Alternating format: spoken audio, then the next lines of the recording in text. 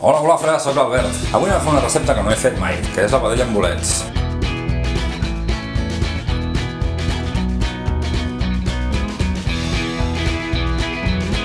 M'he documentat, he vist un parell o tres de vídeos, he fullejat uns llibres i crec que ja estic en disposició de provar a veure com es fa. I així n'aprenem tots. Jo primer, com sempre, la majoria de receptes m'és igual. Vedella amb bolets, que no fricandó, que són dues receptes diferents. Mireu quins bolets. Acabats d'agafar. Els he agafat concretament a la verduleria de sota de casa. Anem a veure com es fa. I per fer-ho necessitarem un tros de llata de vedella. Un tros, no ho sabria dir. Depèn de la gana que tingueu. Un parell de tomàquets madurs, un parell de cebes, una pastanaga, un got de vi ranci o de vi blanc, si no teniu vi ranci, un got d'aigua o brou, si voleu, unes herbes, aquí tinc farigola, llaurer, 2 o 3 grans d'all i els bolets, que poden ser els que vosaltres vulgueu, o els que trobeu, o els que recolliu, si és que els recolliu. Jo no els recullo, jo els compro a la botiga perquè si els hagués de recollir probablement moriria tota la família intoxicada el dia següent, o el mateix dia.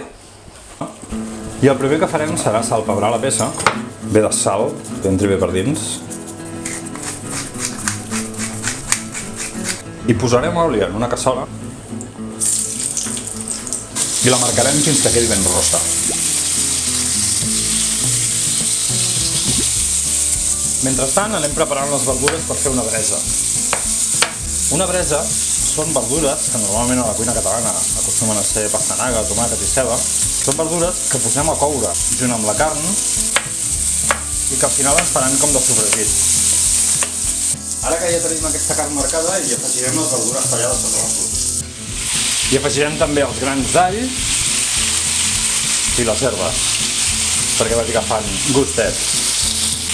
I abaixem una miqueta el foc perquè no es cremin les verdures. I deixarem coure, no sé, 5-10 minuts. I ara que ja tenim la verdura una miqueta enrossida, hi tirarem el got de vi ranci i el got d'aigua. Ara baixarem el foc fins a deixar el foc força suau, ho taparem i ho deixarem coure ben bé una hora. I anirem mirant com està. Mireu, això ja fa gairebé una hora que cou i mireu quin aspecte té. Buah! I quina olor que fa. És increïble. Arribats a aquest punt, jo apagaré el foc i retiraré el tros aquest de carn i el deixaré refredar una miqueta i reposar perquè ara el tallarem a filets. I tot aquest suc d'aquí, amb la bresa de les verdures, el passarem pel mini pimer o per una batedora o el que sigui. Mirarem de treure les herbes i ho posarem en un got per passar-ho pel mini pimer. Totes les verduretes i una miqueta de salsa que es colarà i ho passarem tot.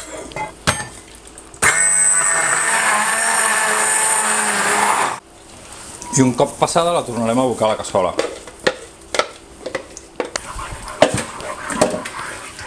I ara tallarem la carn a filets com de mig centímetre de gruix, que siguin primets.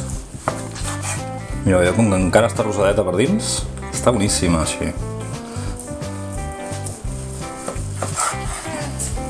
I ara que la tenim tallada, la tornarem a posar a la cassola, amb els talls així escampadets.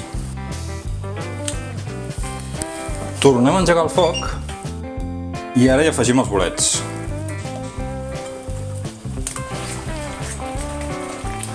I si creieu que ens hem de quedar sense salsa, hi podem tirar una miqueta més d'aigua. Perquè es vagi coent durant força estona. Baixarem el foc, el deixarem fluixet i deixarem que vagi anar fent xup-xup com una horeta més. Recordeu que aquí hi hem tirat rossinyols i camagrocs que hem trobat a la botiga, però hi podeu posar els que més us agradin, els que tingueu a mà, els que us porti algun veí. I això perquè ara és època, però si no hi podeu posar bolets de pot també. Queda boníssim igualment.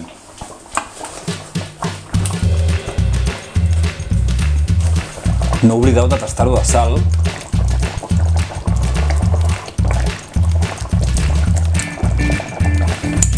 I si cal, afegir-ne.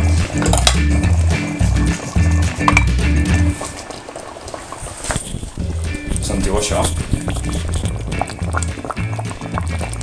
Això és fer xup-xup, Doncs ja ho tenim fet, Mira quina pinta que té. No sabeu quina carn tan melosa? No, aquests bolets, per sucar i pa. Boníssim! Si et vols subscriure al canal, només has de clicar a la casella on hi diu subscriu-me i activar la campaneta de notificacions perquè t'avisi quan pengi un vídeo.